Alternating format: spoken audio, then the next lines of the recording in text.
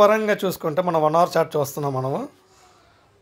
So stop losses అన్నీ ఇక్కడ అవైలబుల్గా ఉన్నాయి. ఇక్కడ గ్యాప్ ఖాళీగా ఉంది, అయితే గ్యాప్ని అయితే ఫిల్ చేసింది ఈ క్యాండిల్.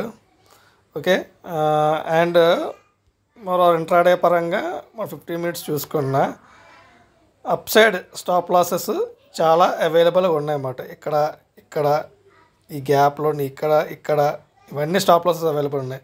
సో మార్కెట్ స్టాప్ లాస్ని హండ్ చేయడానికి ఖచ్చితంగా ఒక షార్ట్ కవరింగ్ ర్యాలీ ఇవ్వాలి, ఇచ్చే తీరుతుందని బలంగా చెప్తాను. ఇవ్వకపోయినా ఈ వీక్ రాకపోయినా ఏదో వీక్ వస్తుంది ఖచ్చితంగా. ఇక్కడ ఎవరైతే సెల్ చేసి కూర్చుని మార్కెట్ కిందకి డ్రాగ్ ఆన్ చేశారో, కిందకి లాగేశారో వీళ్ళు ప్రాఫిట్లో ఉన్నారు. ఇక్కడ ఉన్న సెల్లర్స్, ఓకే, ఇక్కడ ఉన్న సెల్లర్స్ ప్రాఫిట్లో ఉన్నారు. వీళ్ళు ప్రాఫిట్ అంత ఈజీగా మార్కెట్ వీళ్ళకి ఇవ్వదు, ఖచ్చితంగా వాళ్ళు ప్రాఫిట్ తీసుకుంటుంది. ఇందాక నేను నేను ఏదైతే వీడియోలో 26 ఎక్స్పైరీ కాంట్రాక్ట్ నేను ట్రేడ్ చేస్తున్నానో నా వ్యూ ఎందుకు బుల్లిష్ ఉందో అనేది ఎక్స్ప్లెయిన్ చేస్తున్నాను. ఎందుకంటే వీళ్ళు స్టాప్ లాసెస్ అవైలబుల్గా అప్ సైడ్ ఉన్నాయి, సెల్లర్స్ ఒక స్టాప్ లాస్ అవైలబుల్ ఉన్నాయి కాబట్టి నా వ్యూ అప్ సైడ్ వెళ్తేనే స్ట్రాంగ్. ఇప్పుడు ఎప్పుడైతే స్టాప్ లాస్లు ఇక్కడ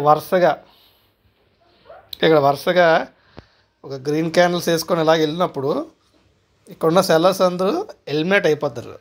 అప్పుడు ఆటోమేటిక్గా మార్కెట్ షూటప్ అవుతుంది.